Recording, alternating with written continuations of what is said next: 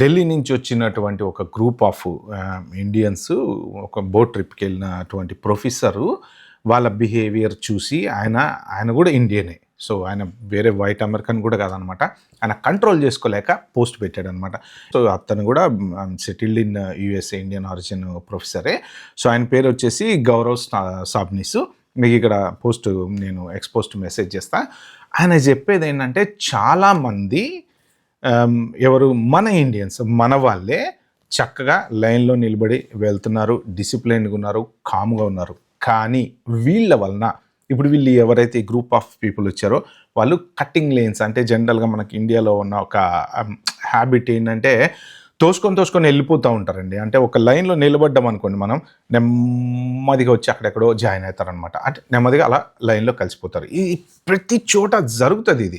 Main గుడి దర్శనాల్లోనో లేకపోతే ఇంకెక్కడన్నా దేనికన్నా ఫంక్షన్లకు వెళ్ళినప్పుడు, అక్కడికి వెళ్ళినప్పుడు, ఇక్కడికి వెళ్ళినప్పుడు ఫుడ్ కోసమో దానికోసమో లైన్లో నిలబడతాం అనుకోండి, కొంతమంది ఏం చేస్తారంటే వచ్చి మధ్యలో దూరిపోతారనమాట.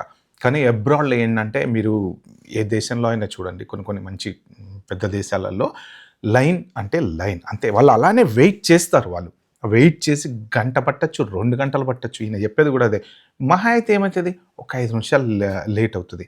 మీరొచ్చి అలా తోసుకొని మధ్యలో వెళ్ళిపోతుంటే మాలాగా మేము ఇండియన్సే, మాలాగా మేము లైన్లో నిలబడి ఉన్నాం, పక్కన డిసిప్లైన్డ్గా ఉన్నాం, కామ్గా ఉన్నాం. కానీ సో మమ్మల్ని కూడా మీలాగనే చూస్తారు అని అంటారనమాట. దాంతోపాటు ఈయన ఇంకేం మెన్షన్ చేశారంటే కట్టింగ్ లేన్స్ ఒకటే కాదు, బోట్ ట్రిప్ జరుగుతున్నంతసేపు వీళ్ళు పెద్దగా అరవటము, కేకలేయటము, పెద్దగా మాట్లాడటము. అంటే పక్కన వచ్చినటువంటి వేరే టూరిస్టులు ఉంటారు కదా, టూరిస్టులు అంటే ఏంటంటే వేరే కంట్రీస్ నుంచి కూడా వస్తారు. ఒక్క అమెరికాలో టూరిస్ట్ ప్లేస్కి వెళ్ళామంటే అమెరికా వాళ్ళే ఉండాలని ఏమి ఉండదు, రకరకాల దేశాల నుంచి వస్తూ ఉంటారన్నమాట.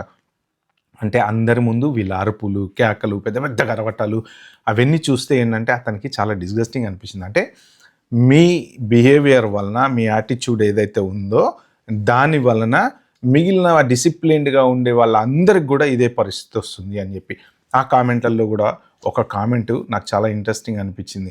ఏమని పెట్టాడో తెలుసా అతను, I am not with them అని మీరు బ్యాడ్జ్ పెట్టుకోండి, లేకపోతే మిమ్మల్ని కూడా అలానే చూస్తారు అని చెప్పాడు.